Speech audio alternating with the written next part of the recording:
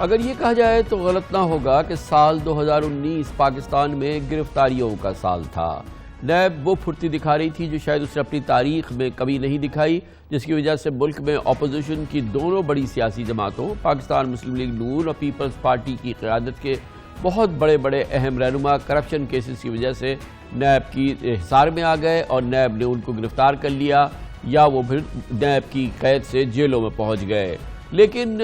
تبدیلی آئی اور بہت بڑی تبدیلی آ گئی نومبر کے مہینے میں گزشتہ سال، جب سے ان قیدیوں کے حوالے سے عدالتوں میں معاملات سامنے آئے اور پھر ان ملزمان کی رہائی کا موسم آ چکا ہے۔ فی الحال نیب کے چھوٹے بڑے کیسز میں کوئی فرق نہیں ہے اور ضمانتوں پر رہائی ہو رہی ہے۔ آج بھی اسلام آباد ہائی کورٹ سے بہت اہم آج رہائی ہوئی ہے۔ جعلی بینک اکاؤنٹس اور منی لانڈرنگ کیس، جو کہ نیب کا سب سے اہم کیس ہے، جو شاید پاکستان کی تاریخ کا اس حوالے سے سب سے بڑا کیس تھا، اس کے مرکزی ملزم عبدالغنی مجید یعنی اے جی مجید کی میڈیکل ریزنز پہ تمام ریفرنسز میں آج ضمانت ہو گئی، اور اسلام آباد ہائی کورٹ نے اس سلسلے میں کہا کہ اے جی مجید کیونکہ وہ شدید بیمار ہیں اس لیے ان کی رہائی ہوتی ہے ضمانت پر، لیکن وہ اسلام آباد میں ہی رہیں گے اور اسلام آباد کے ہی کسی ہاسپٹل میں ان کو علاج کرانا ہوگا۔ کل اس سلسلے میں ایک بہت بڑی ڈیولپمنٹ ہوئی تھی جب اسلام آباد ہائی کورٹ سے ہی ضمانت ملنے پر سابق وزیر اعظم شاہد خاقان عباسی اور مسلم لیگ نون کی جنرل سیکرٹری جناب احسن اقبال کی رہائی کا حکم دیا گیا تھا۔ ان کی بھی ضمانت ہو گئی تھی۔ نیب کی یہاں پر بھی پسپائی ہوئی تھی، نہیں چاہتی تھی کہ احسن اقبال اور جناب شاہد خاقان عباسی سابق وزیر اعظم کی نیب سے رہائی ہو۔ نہ صرف یہ کہ رہائی ہوئی ہے بلکہ آج وہ اڈیالہ جیل سے رہا بھی ہو گئے، اور وہ مناظر جو آج ہم نے دیکھے ہیں وہ یقیناً بہت یادگار منظر تھا جب شاہد خاقان عباسی اور احسن اقبال اڈیالہ جیل سے باہر آئے۔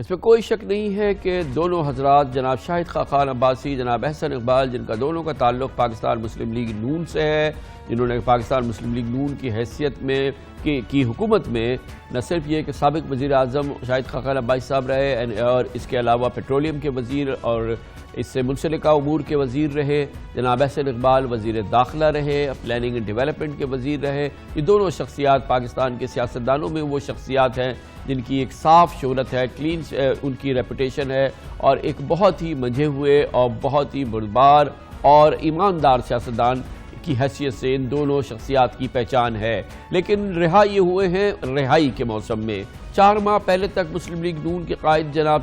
نواز شریف، ان کی صاحبزادی مریم نواز، پیپلز پارٹی کے شریک چیئرپرسن آصف علی زرداری، ان کی ہمشیرہ فریال تالپور اڈیالہ جیل میں قید تھے۔ لیکن میں نے آپ کو بتایا کہ نومبر وہ مہینہ تھا جب اس میں تبدیلی آئی۔ نومبر میں دھرنے تھے، آرمی چیف کی ایکسٹینشن پر تہلکہ خیز خبریں تھیں، تبدیلی کا شور و غوغا تھا، لیکن نواز شریف اور زرداری صاحب کو عدالتوں سے ریلیف ملنے کے بعد ایک طرف تو جذباتی نعرے اور مخالفانہ بیانیہ تھما، اور اسی دوران پھر رہائیوں کا موسم شروع ہو گیا۔ نومبر میں معاملہ شروع ہوا۔ اس کے بعد جناب مفتاح اسماعیل، رانا ثناء اللہ، شرجیل میمن، آغا سراج درانی سمیت ایک ایک کر کے مسلم لیگ نون اور پیپلز پارٹی کے رہنماؤں کے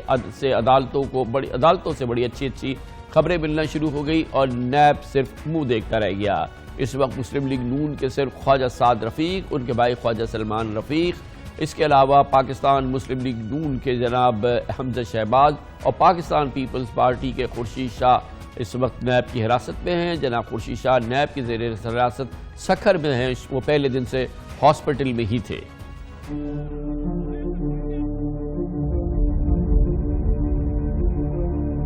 اگر میرے خلاف تو ایک دھیلے کی کرپشن کی ثابت نہیں کر سکے، اگر تھی تو کل عدالت عظمیٰ میں لے آتے ہیں نا۔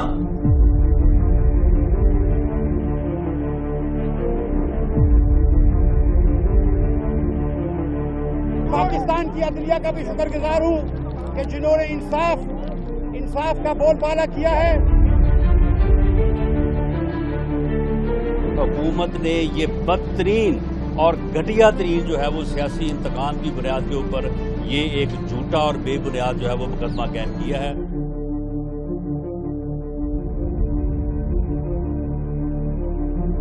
میں شکر گزار ہوں جوڈیشری کا، جس نے اتنا اچھا فیصلہ کیا کہ مجھے بیل، میرے بھائی کو بھی، آصف علی زرداری صاحب کو، کو چیئرمین صاحب کو بھی بیل ملی۔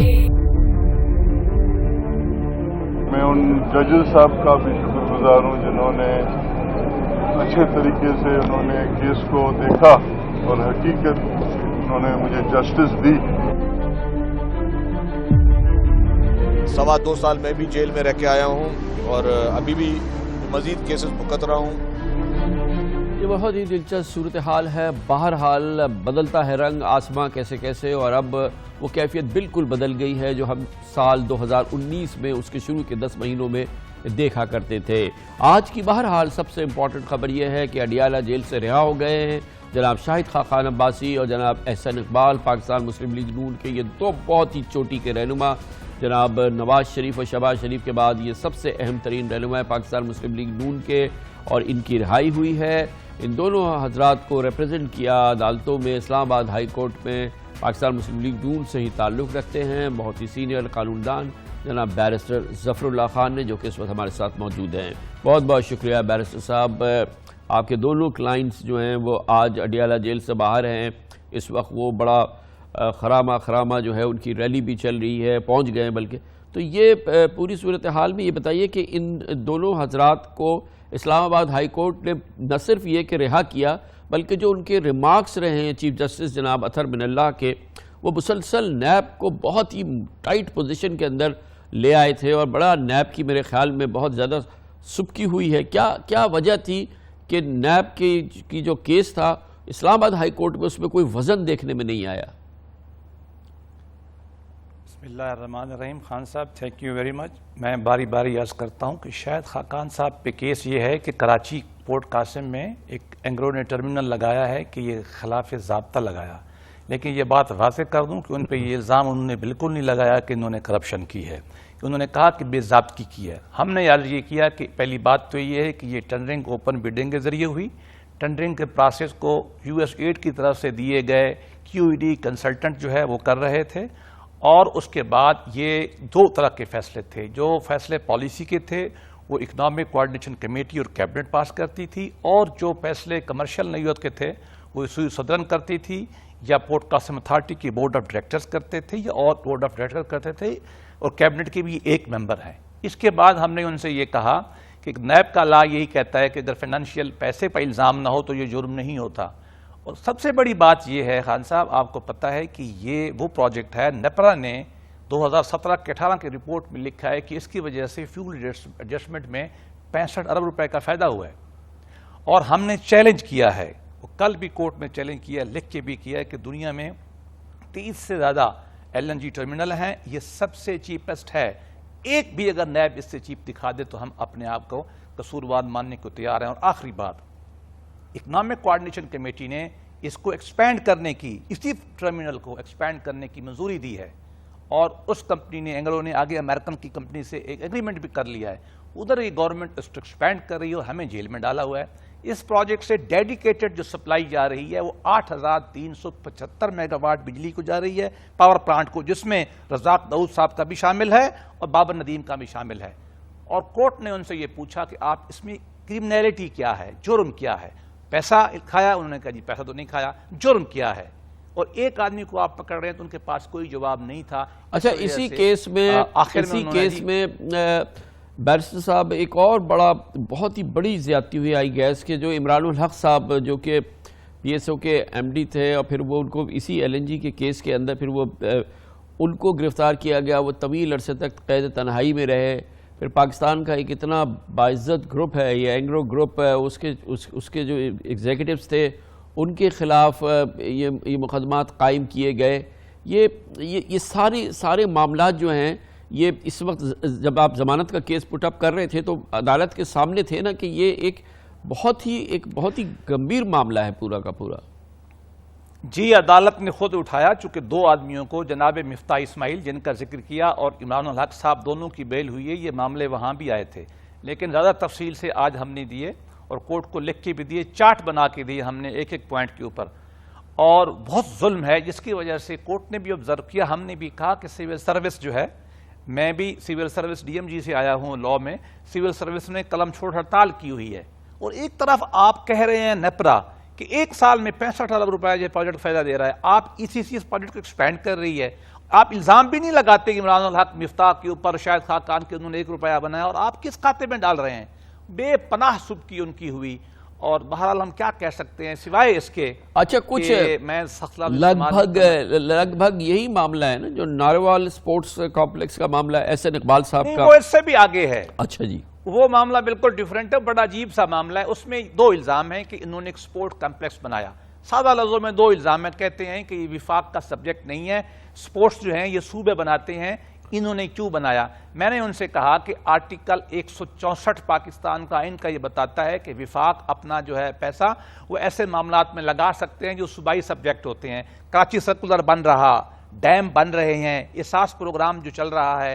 اور ابھی 17 ارب روپیہ لگا دیے گئے کرتار سنگھ پہ جو منارٹیز کا پرابلم پروونشل ہے، یہ کوئی پاکستان کے لا میں آئین الاؤ کرتا ہے 164 پاکستان کی آئین کی۔ دوسرا ان کا الزام یہ تھا کہ پروجیکٹ چھوٹا تھا، ان کا انہوں نے سکوپ بڑھا دیا، فائنانشل کرپشن کا کوئی الزام نہیں۔ ہم نے ان سے کہا کہ بھائی حکومت کا پروجیکٹ بڑا ہے، لوگوں کو فائدہ ہوگا، اور منظوری کس نے دی ہے؟ سب سے پہلے منظوری دی سرکل ورکنگ کمیٹی پارٹی نے، اس کے 20 ممبر ہوتے ہیں، 4 صوبوں کے سیکرٹری فائنانس، 4 صوبوں کے پلاننگ کمیشن کے سیکرٹری اور فیڈرل گورنمنٹ کے سیکرٹری، احسن صاحب اس کو چیئر کرتے ہیں،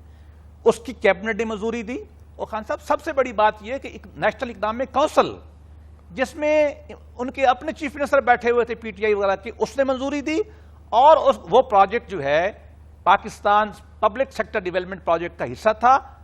4 سال اس کی گرانٹ پارلیمان نے ریلیز کی ہے ہر سال۔ جرم کہاں کا ہے؟ اللہ معاف کرے کہ اس ملک میں کیا ہو رہا ہے۔ احسن صاحب کا بالکل یہی کیس ہے، اور عدالت نے ان سے یہی پوچھا کون سا جرم بتائیں، کوئی جرم 1 روپے کا اچھا اب ہوا یہ ہے کہ جب یہ شاہد خاقان صاحب کا معاملہ عدالت میں جو سوالات مسلسل ہم دیکھ رہے ہیں، ہم فالو کر رہے ہیں کہ ظاہر ہے کہ عدالت جو ہے وہ نیب کے اس کیس کو جو تھا وہ مفتاح اسماعیل صاحب کے کیس میں، اب پھر عمران الحق کی بیل میں، پھر شاہد خاقان کے کیس میں، وہ جو عدالت کے سوالات تھے اس میں لگتا یہ تھا کہ نیب کی بری طرح سے پسپائی ہوئی ہے۔ پھر ایک نیا ریفرنس دائر کر دیا ہے شاہد خاقان صاحب پہ کہ انہوں نے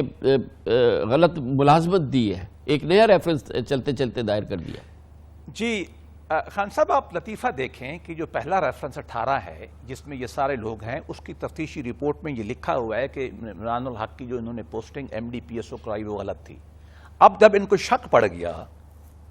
کہ شاید ان کی بیل ہو جائے تو انہوں نے اس ریفرنس کو الگ کر دیا۔ اس میں بھی وہی بات ہے، اخبار میں اشتہار آیا ہے، بڈنگ پروسیس ہوئی ہے، ایک جو سدھارتھ حیدر ہے انہوں نے پہلے ہیڈ ہنٹن کی، 6 بندے دیے، انٹرویو ہوا، پرائم منسٹر نے اپروول دی۔ شاید خاقان تو ایک ریکمینڈ کرنے والا آدمی تھا، اور وہ آدمی آپ بھی جانتے ہیں ہم بھی جانتے ہیں، واٹن سکول کا پڑھا ہوا ہے، 30-40 سال کا اس کا پاکستان کے ٹاپ کا جو ہے ادارہ، اور اس کے زمانے میں پی ایس او نے ملٹی فورٹ جو ہے پروگریس کیا۔ اب ہم کیا کہہ سکتے ہیں سوائے اس کے کہ ناطقہ سرب گریباں ہیں، کیا کہیے، اس کے علاوہ ہم کیا کہہ سکتے ہیں؟ یقیناً بہت بہت شکریہ بیرسٹر ظفر اللہ ہمارے ساتھ موجود تھے۔ کمرشل بریک، اس کے بعد